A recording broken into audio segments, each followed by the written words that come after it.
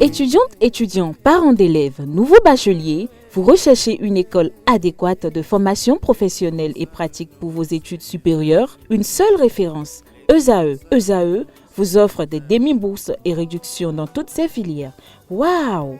Payez 300 000 au lieu de 550 000 en licence 1, 2 et 3 en journalisme, réalisation, sciences de gestion, administration des affaires, sciences économiques et sciences juridiques. En master 1 et 2, 670 000 en journalisme et 550 000 en sciences de gestion et administration des affaires au lieu de 1 070 000. Écoutez, pour les 100 premières inscriptions en administration générale et administration des finances, payez 450 000 au lieu de 550 000 pour la licence 1, 2 et 3. En master 1 et 2, payez 870 000 au lieu de 1 070 000. Alors, rendez-vous vite à ESAE pour la rentrée académique 2021-2022. Les deuxième et troisième années démarrent le 20 septembre 2021 et la première année le 11 octobre 2021. Informations et renseignements, ESAE Cotonou, 3e rue à droite en quittant le carrefour Jador pour la BIBE Jéricho. Téléphone 96 80 55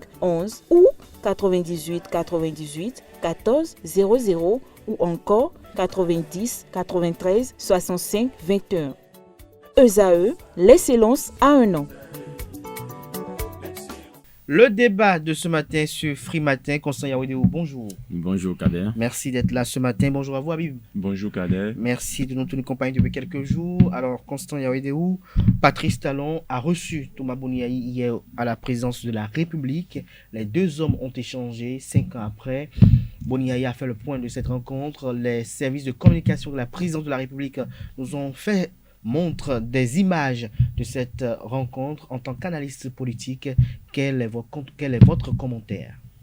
Merci. Je savais que cette rencontre doit soulever beaucoup de questionnements, mais on pouvait s'attendre quand même à ce qu'on peut entendre d'une telle rencontre. J'attendais deux choses.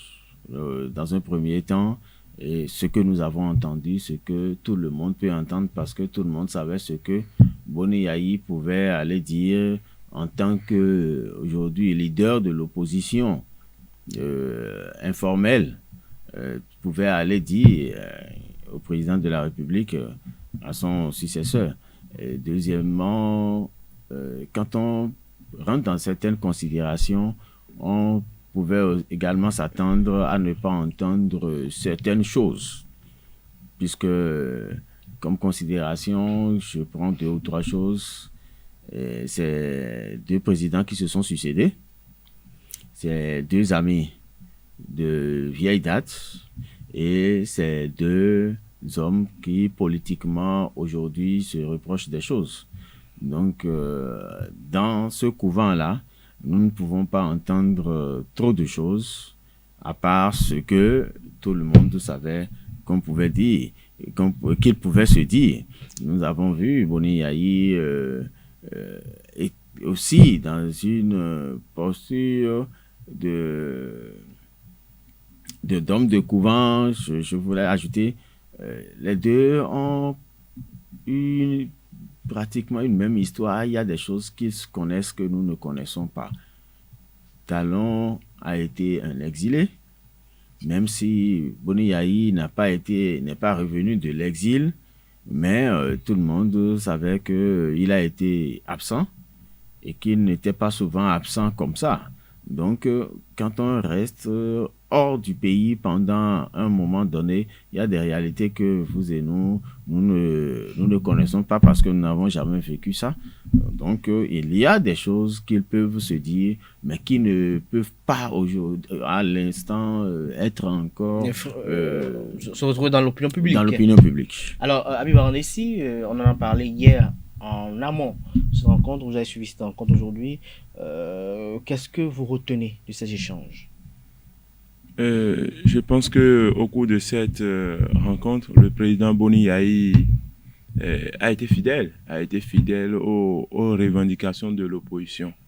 Et c'est là, J'ai donné carton vert, comme on le dit, à cette rencontre. Et comme je l'ai dit hier, c'est le début. Ça devait être le début d'une succession de rencontres, surtout une rencontre élargie à toute la classe politique. Je l'ai dit sur ce plateau, l'opposition ne se résume pas à Boni Yayi. Boni Yayi peut être la porte d'ouverture, c'est-à-dire l'ouverture au dialogue politique, à la rencontre avec d'autres acteurs politiques comme Sébastien Adjavon, les Komi Koutié et autres. Et je parlais de fidélité dans le discours du président Boni Yayi quand il demande la libération des détenus politiques comme Rekiat Madougou, Joël Aïvor, Nadine Okumansou et autres, et le retour des exilés politiques et afin le dialogue politique. Et c'est ce que je disais, c'est les préalables pour la décrispation de l'actualité politique dans notre pays, sinon du cadre politique ou bien de l'arène politique dans notre pays. Mais selon vous, quelle serait la suite de cette rencontre? La suite, je pense que c'est les conditions, on doit réunir les conditions pour une rencontre élargie avec l'opposition. Moi, je ne parlerai pas d'opposition informelle parce que chez moi, il n'y a pas d'opposition informelle. Il y a une opposition radicale, légitime face à Patrice Talon, et il y a une opposition figurante fabriquée par le pouvoir lui-même, incarnée par Paul Rompé. Donc c'est les deux oppositions qui existent aujourd'hui dans le pays. Donc les conditions seront remplies désormais pour une rencontre élargie avec l'opposition radicale face à Patrice Talon.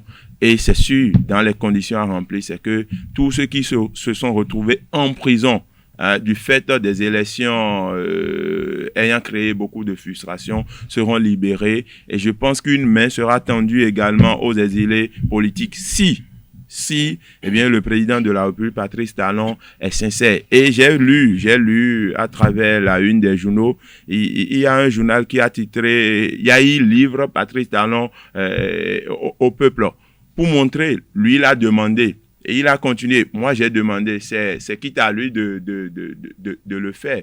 Donc, c'est dans l'application des résolutions ou bien des échanges, en tout cas des résolutions, je vais dire, de cette rencontre, que nous verrons si réellement il y avait une sincérité dans les échanges, il y avait une sincérité dans cette rencontre. Mais il peut y avoir une sincérité, mais Boni Yayi a formulé ses recommandations, il a dit, lui, il a fait que demander que Patrice Talon va décider, comme l'a relevé tout à l'heure Habib Arandessi, il y a un confrère qui a titré que Boni Yayi livre Patrice Talon au peuple.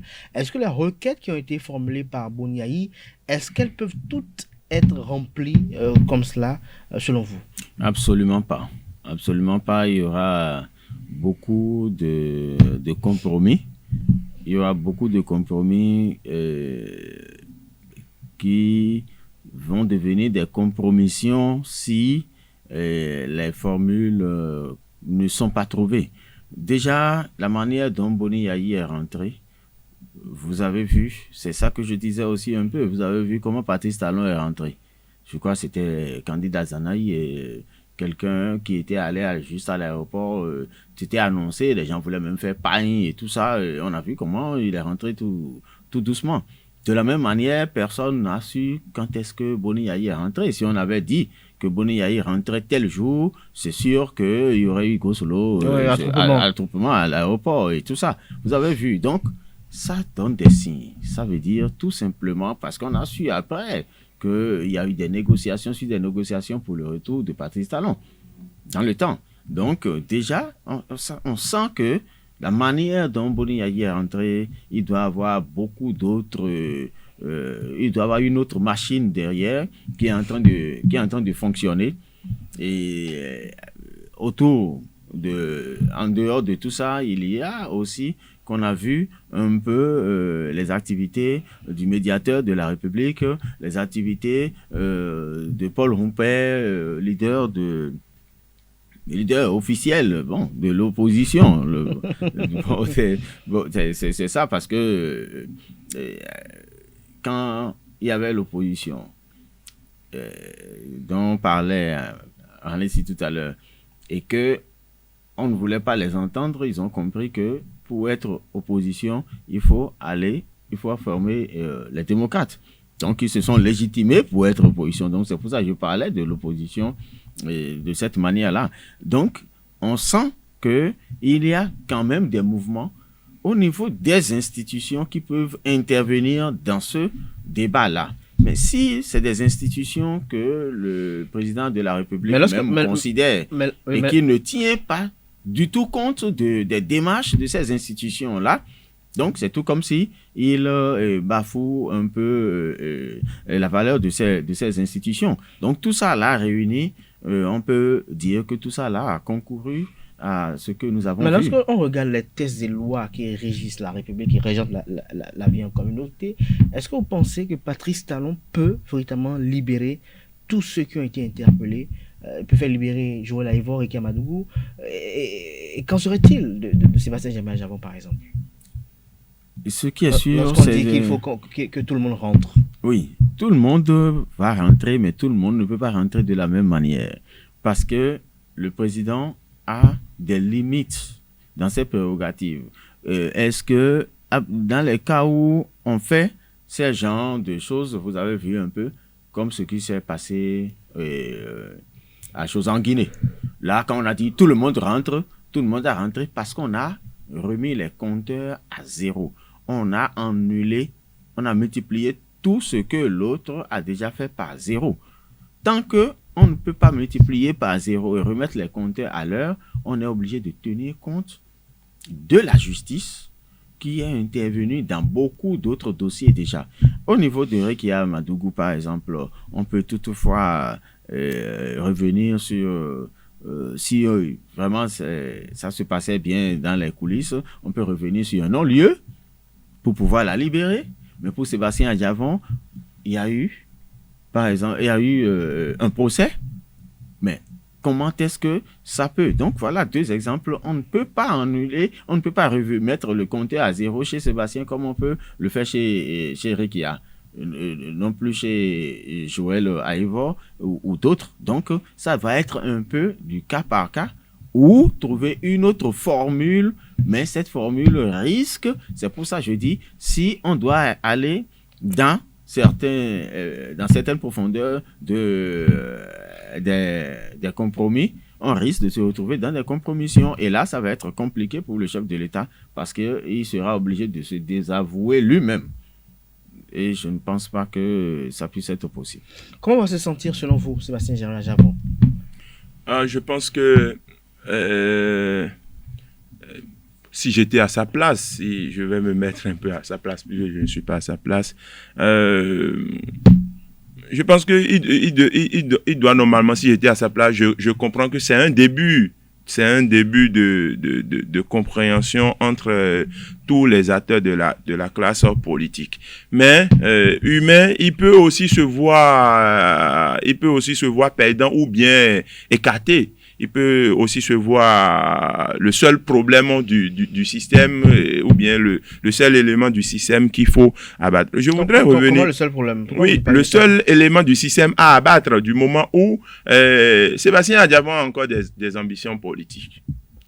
Et connaissant le régime qui est en face de nous, qui ne veut pas... Yahi Boni n'est plus un problème. J'estime que Yahi Boni n'est plus candidat, donc Talon ne travaille pas pour écarter Yahi Boni des élections. Et j'estime que on travaille depuis 2016 à écarter tous ceux-là qui ont des ambitions politiques et qui se retrouvent dans une opposition contre le régime. On travaille pour les écarter. Je voudrais faire une certaine précision. Mais Yahi Soglo n'ont pas d'ambition politique. Écoutez, je voudrais faire une certaine précision. Yahi n'était pas en exil. C'est des rumeurs parce que jusqu'à preuve de contraire, nous n'avons eu aucune communication allant dans le sens d'une accusation contre le président Boni Yahi, ni de près ni de loin par rapport aux événements aux événements qui ont voilà, au cours des dernières élections. Cette rencontre en réalité aujourd'hui fait couler assez d'encre et de salive parce que depuis 2016, le régime en place a travaillé pour ne pas collaborer réellement avec les anciens présidents de la République, avec la classe politique, surtout bien celle de l'opposition. C'est pourquoi aujourd'hui tout le monde en parle. Pour la paix, aucun sacrifice n'est de trop. Et je pense que le président de la République a le pouvoir, a tellement d'outils pour faire libérer tous les prisonniers politiques. Nous, on a été en prison. On a fait 6 mois. Et après les 6 mois, on a été libéré avec le vote d'une loi d'une loi d'amnistie pour faire libérer tout le monde. Dit en d'autres termes que l'Assemblée devra jouer sa partition? Non, on n'a pas besoin forcément de l'Assemblée nationale. L'Assemblée a joué pour vous? Oui. Mais on n'a pas besoin forcément de l'Assemblée nationale. On n'a pas besoin d'une grande procédure. Et Sébastien Adjabon a été condamné, comme beaucoup d'autres, les commis coutiers. Le président de la République peut gracier. Une fois que la personne est condamnée, il peut gracier. C'est parce que nous, dans notre cas, c'était une... Mais pour juger la grâce, il faut quand même venir se faire constituer prisonnier d'abord. Non, bon, j'estime que nous sommes dans un contexte où nous avons besoin que tous les fils et filles de ce pays s'asseyent autour d'une table pour parler de la même voix. Donc, le président de la République peut beaucoup faire dans le retour des exilés politiques. L'aîné a dit tout à l'heure que par rapport au dossier de Rekia Madougou, on peut prononcer un non-lieu. C'est un dossier non-lieu, c'est un dossier politique. Et tous ces dossiers se retrouvent dans un cadre politique. Un cadre politique créé par les réformes initiées par le président Patrice Talon. Et c'est de ça qu'il s'agit. On ne va pas demander, par exemple, on ne va pas demander... Non, on ne va pas demander à M. Patrice Talon de faire libérer un escroc qui est allé escroquer un citoyen lambda. On ne peut que lui demander de faire libérer des gens qui se sont retrouvés en privation de liberté, en prison, du fait... Qu'ils ont détruit des édifices publics, non, pas du tout. Qu'ils ont attenté à la vie pas du tout. Je pense que nous devons rester objectifs. Non, mais Habib, est-ce que... Qu'est-ce qui a donné lieu aux affrontements? Est-ce que c'est au nom de ce que vous défendez qu'il fallait Mais écoutez, donnez-moi un exemple de pays, un exemple de contrée dans ce monde. C'est la norme. C'est n'importe où. Dans n'importe quel compartiment du monde entier, lorsque des élections... On n'est pas d'accord avec les élections, il faut attaquer, alors il faut changer, nous allons changer le monde, c'est-à-dire nous allons changer les hommes, et puis remplacer par des extraterrestres à qui nous allons dicter la loi. Lorsqu'il y a affrontement, ne jetez pas la pierre aux policiers. Lorsqu'il y a affrontement, ne touchez absolument à rien. Parce que même dans les grandes démocraties que nous prenons comme exemple, la Chine, n'importe où, la France, les États-Unis... Mais dans cette démocratie aussi, on les arrête. Non. Ils sont arrêtés. Écoutez, ils sont arrêtés. Oui. Et quand ils sont arrêtés, c'est de ça qu'on parle. Justement. Ils sont arrêtés dans quel cadre? Ils sont arrêtés dans un cadre politique. Lorsque je sors de ce studio, M. Kader... Est-ce que la loi dit qu'ils sont arrêtés dans le cadre? La loi a prévu une infraction par rapport à ça. On peut ne pas voir la réalité. Lorsque je sors de ce studio et que je me mets à lancer la pierre à des lampadaires, on m'arrête, on me jette en prison. Je suis en faute. Mais lorsqu'il y a une élection contestée, lorsqu'il y a d'affrontement entre la population et les forces de l'ordre dans le cadre d'une élection contestée, et que ces affrontements dégénèrent jusqu'à ce que des édifices soient touchés, nous sommes toujours dans un cadre politique. Et la solution, c'est une solution politique. C'est la réalité. La solution à manifestation de mécontentement, c'est de brûler les édifices politiques. Brûler les domiciles privés. Ne dites pas ça. Si vous ne voulez pas voir la réalité, c'est autre chose. Si vous voulez être normatif, vous allez créer un autre monde. Et nous voulons vivre dans un monde comme ça. Si vous avez la capacité de créer un monde comme ça, Constant, moi, je suis prêt à vivre dans un monde comme ça. Votre opinion dans le débat? Oui, je crois que ce qu'il dit, c'est un sentiment. C'est un sentiment. Mais je l'ai dit tout à l'heure, ça dépend de comment dans quel cadre on met tout ce que nous sommes en train de dire pour amnistier et tout. Vous avez vu, j'ai donné l'exemple de la Guinée. C'est ce que nous avons toujours cherché à éviter et que tout le monde cherche à éviter pour le Bénin. La remise de compteur à zéro. Tout le monde se dit, est-ce que si jamais le Bénin passe par l'étape là, la démocratie ne prend pas un coup sur le continent africain? Vous constatez que c'est au Bénin, c'est-à-dire on sent que tout le monde nous aide à sauvegarder. Est-ce que l'Assemblée a un rôle à jouer? L'Assemblée a un très grand rôle. Le chef de l'État les rencontre aujourd'hui. L'Assemblée a un très grand rôle à jouer parce que, je donne un exemple simple, il n'y avait pas d'appel à la grillette. Mais à un moment donné, quand le chef de l'État, là, je le rejoins pour dire, il y a la volonté du chef de l'État qui doit beaucoup compter, mais il est également limité. Quand ça a voulu se compliquer, le gouvernement a initié et l'Assemblée a voté et l'appel est revenu à la criette. Sinon, la décision de la criette était sans appel. Bon, mais sans l'Assemblée, on ne pouvait pas voter une loi comme ça qui va donner la main à la justice d'aider même le chef de l'État à décrisper certaines tensions. Donc aujourd'hui, on est en train d'aller à la décrispation. C'est pour ça que je dis on est obligé d'aller un peu au cas par cas.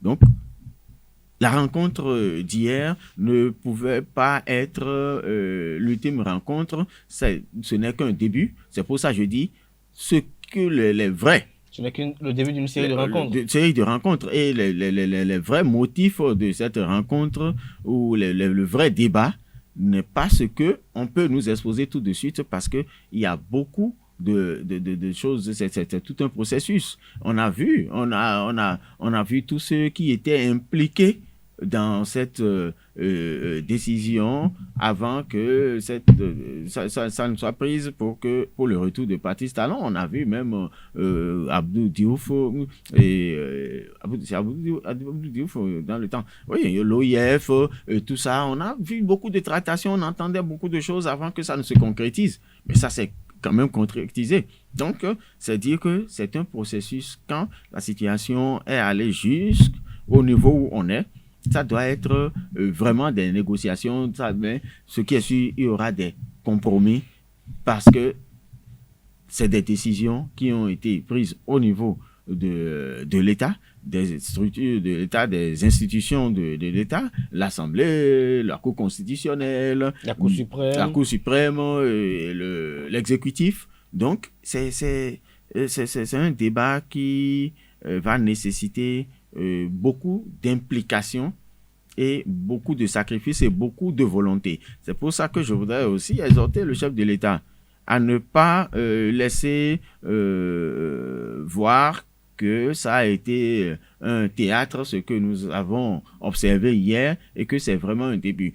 C'est quand un pouvoir la longévité d'un pouvoir entraîne ce pouvoir forcément dans la dictature. Pas la dictature ouverte, mais parce qu'il y a des gens qui ne vont jamais trouver leur compte, qui ne seront jamais contents ou d'accord avec vous sur tout ce que vous avez établi. Ceux-là vont se sentir opprimés et vont dire que vous êtes en train de faire de la dictature parce que vous ne les avez pas écoutés, eux autres. Mais vous ne pouvez pas écouter tout le monde. À partir de ce moment, le chef de l'État doit savoir que ça va avec le pouvoir, la dictature, et que la longévité augmente la force de la dictature et que à un moment donné, si lui-même doit avoir la paix pour gérer le reste de son mandat, il est obligé d'aller à des compromis et que si ce n'est pas concret, ça va devenir compliqué pour lui-même. Et ce qu'on a vu hier, si jamais ça doit être de la théâtralisation, tout à l'heure seulement, ça va commencer par se compliquer, mais c'est déjà un très bon début parce que les populations attendaient ça. Les populations attendaient ça, alors qu'ils ne devraient pas, en principe, s'attendre à ça, mais on l'a formaté un peu, la population. C'est tout comme si Boni Yayi et Talon ne vont plus jamais se dire bonjour, ils ne vont plus jamais se rencontrer. Voir Boni Yayi au palais de la Marina. Au palais de la Marina et tout ça. Rien de tout ça n'est l'essentiel. Quand vous vous rapprochez bien des politiques, ce que nous avons vu hier n'est que ce qu'il faut pour calmer les populations parce que c'est ce que les populations veulent. On n'a jamais vu Patrice Talon à la Marina quand Boni Yayi était là. Pour autant, des négociations sont allées. Donc, on n'a pas besoin forcément que Boni Yayi aille pour qu'il y ait des crispations. Mais comme c'est ce que les populations veulent, on leur fait ça et ils vont se calmer. Mais derrière ça, à partir du moment où on a pensé que les populations ont une certaine ambition, ont une certaine satisfaction, il vaut mieux alors continuer sur ce chemin parce que c'est le tapis qu'on leur a dressé. Habib ici pour finir, quelles sont vos espérances aujourd'hui? Je compte sur la sincérité du chef de l'État, du président de la République, Patrice Talon. Et je pense qu'il ne doit pas écouter son entourage. Si lui-même il est sincère, parce que son entourage ne va pas. Il y a des gens qui ne vont pas vouloir que des gens comme Sébastien Adjavon rentrent. Et je félicite aussi ce silence du président Sébastien Adjavon, parce que j'ai remarqué que de plus en plus, il est calme, il observe tout. Et j'ai dit, le réel problème au sein de la classe politique, ce n'est pas des problèmes d'hommes ou bien de personnes. En tout cas, je reste dans ma logique. Nous avons un problème de principe, un problème de test. Et je vous ai dit, sur ce plateau, même si Yahi et Talon se comprenaient entre quatre murs, cela ne règle pas les problèmes qui créent en tout cas, les éléments qui créent d'achoppement entre les acteurs de la classe politique. Le réel problème, c'est les tests de la République qui écartent une partie de la classe politique. Écoutez, sur des éléments basiques, par la création d'un certificat de conformité et par la création par la création d'un parrainage dans un contexte où l'opposition n'a pas de député, l'opposition n'a pas de maire. Donc, si vous m'avez demandé qu'est-ce que j'espère. J'espère non. Écoutez, oui, moi je suis d'une opposition radicale contre le président Patrice Talon, contre sa gestion. Donc je ne rentre pas dans des considérations des gens comme Paul Oungbe et autres. Donc je parle dans une logique donnée. Lorsqu'on parle d'opposition radicale, mais c'est quoi la radicalité? Il y a tout ce que Patrice Talon fait est mauvais. Non, c'est pas ça. Puisque c'est ça qui est radical. Non, nous sommes en démocratie. Quand on dit opposition radicale, il y a la mouvance. Il y a l'opposition qui travaille pour accéder au pouvoir et qui critique les actions du pouvoir et qui propose une alternative au peuple béninois. C'est elle, la radicale. C'est ça la vraie opposition. Pas une opposition créée pour légitimer une élection exclusive, comme ce que nous avons vu. Donc j'espère que les tests de la République seront revus par l'Assemblée nationale afin que tout le monde, comme vous et moi, Monsieur Cadet, et même si vous vous retrouvez demain dans l'opposition, que vous puissiez vous présenter à une élection et que vous puissiez discuter avec votre peuple, quitte à lui de voter pour vous ou pas. Merci à vous, Habib Arlandessi. Merci également à vous, Constant Yaouidéon, pour ces moments d'échange. Chers amis internautes, c'était à l'instant le débat de ce matin, ce Free Matin. Nous allons...